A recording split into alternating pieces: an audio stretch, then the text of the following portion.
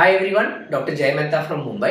आपण आजच्या व्हिडिओमध्ये IVF मध्ये एम्ब्रिओ ट्रान्सफर झाल्यानंतर तुम्हाला काय काळजी घ्यायची असते ते डिस्कस करणार.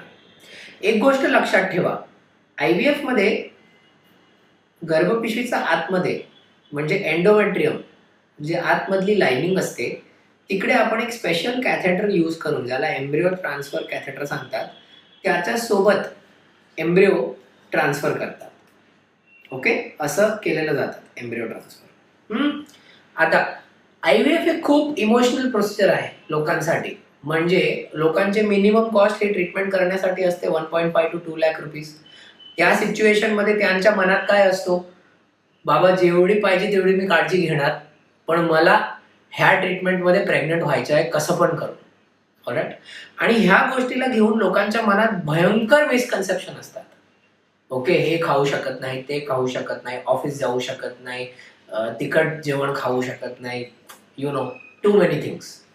ह्या व्हिडिओमध्ये मी तुम्हाला फक्त तेवढं सांगणार जे सगळं फॅक्ट आहे. ऑलराईट. ते फॉलो करणं की नाही करणं ते तुमची रिस्पॉन्सिबिलिटी आहे. खूप पेशंट मला सांगतात, सर तुम्ही सांगितलं पण माझ्या हस्बंडने मला ते अलाउड केलं नाही. तुमचे हस्बंड पण डॉक्टर आहे, नो प्रॉब्लेम, कंटिन्यू. मी एक गोष्ट लक्षात प्लीज ठेवा, IVF मध्ये तुम्ही किती पण काळजी घ्या, 35 ते 40% पेक्षा जास्त सक्सेस रेट तुम्हाला भेटू शकणार नाही. हे ऍक्च्युअल आहे. तुमच्या ते मार्केटिंगच्या सक्सेस रेट बद्दल मला काही बोलायचं नाही, कळलं ना. 80%, 90% ते काही पण लोक सांगतात. ही गोष्ट ऍक्च्युअल सक्सेस रेट आहे. ऑलराईट. ती गोष्ट प्लीज लक्षात ठेवा. ओके. आता एम्ब्रिओ ट्रान्सफर झाल्याच्या नंतर सर्वात इम्पॉर्टंट गोष्ट, there is no need to do bed rest. Bed rest करण्याची काहीच गरज नाही. ऑलराईट. कारण की जर तुम्हाला असं वाटत असेल की मी बेड रेस्ट घेतल्यावर एम्ब्रिओ तिकडेच राहणार, इम्प्लांटेशन वाढून जाणार, म्हणजे गर्भरोपण वाढून जाणार, तर तसं काहीच होत नाही. IVF मध्ये एम्ब्रिओ ट्रान्सफर झाल्याच्या नंतर 15 मिनिटात लोक घरी जातात. ओके.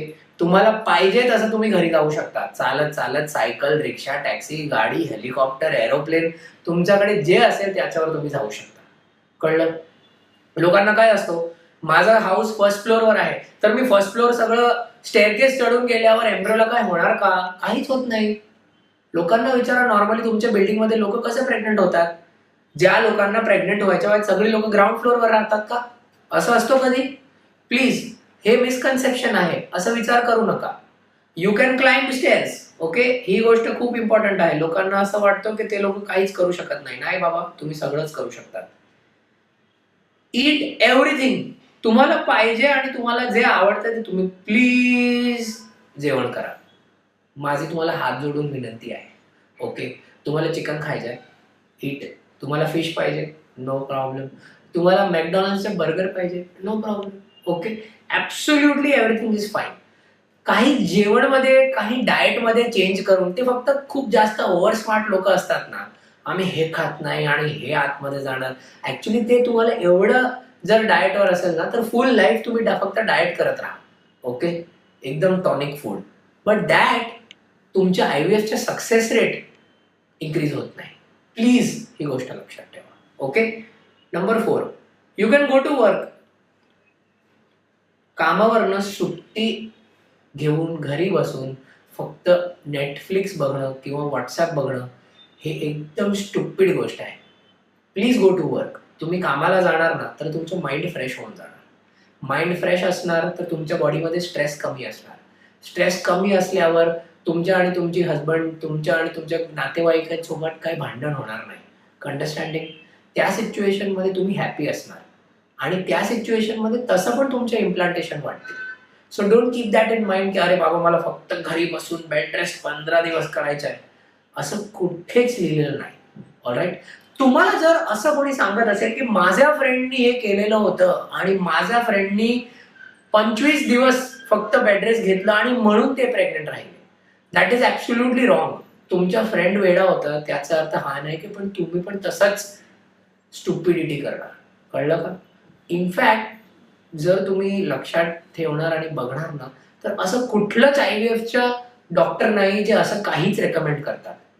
ही सगळी गोष्ट पेशंट लोक स्वतः करतात. ओके. माझे कलिग्स, माझे खूप कलिग्स आहेत फर्टिलिटीच्या फ्रॅटर्निटीमध्ये, ते कोणीच असं रेकमेंड करत नाही कोणाला पण. ओके, सो प्लीज ही गोष्ट लक्षात ठेवा. You can do everything. पण लोक असं का सांगतात की सर मी 2 इंजेक्शन घ्यायला विसरलो, मी गोळ्या टाइमवर नाही घेतल्या, एका दिवसात 1-2 तास जर असं झालं तर देर इज नो प्रॉब्लेम. पण if you are grossly wrong with medications then maybe you are wrong.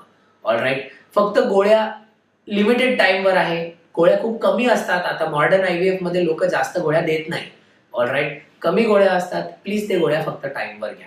Okay, एक गोष्ट लक्षात ठेवा. ओके, प्रत्येक doctor is going to try their level best to ensure की तुम्ही प्रेग्नंट होऊन जाणार.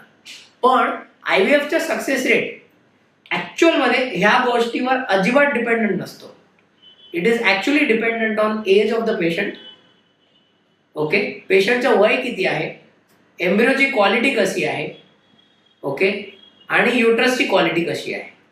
जर हे 3 गोष्टीवर तुम्ही लक्ष ठेवणार ना तर तुमच्या सक्सेस रेट तसं पण वाढणार. तुम्हाला काही जास्त प्रिकॉशन घेण्याची गरज वाटणार नाही.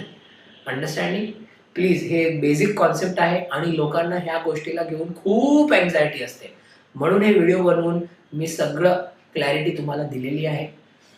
ह्या गोष्टीबद्दल माझा एक खूप फेमस व्हिडिओ हिंदीमध्ये पण आहे, पण हा व्हिडिओ फक्त मराठीत आहे. All right. Any further questions तुम्ही कमेंट्समध्ये लिहू शकता. मी किंवा माझे टीम मेंबर्स तुम्हाला रिप्लाय करणार. Thank you so much. Friends, we are available for consulting in Bombay, Indore, Ahmedabad and Bangalore. Bombay is our primary location. All appointment numbers are mentioned in the description. If anyone is genuinely interested, they may contact the hospitals for the same.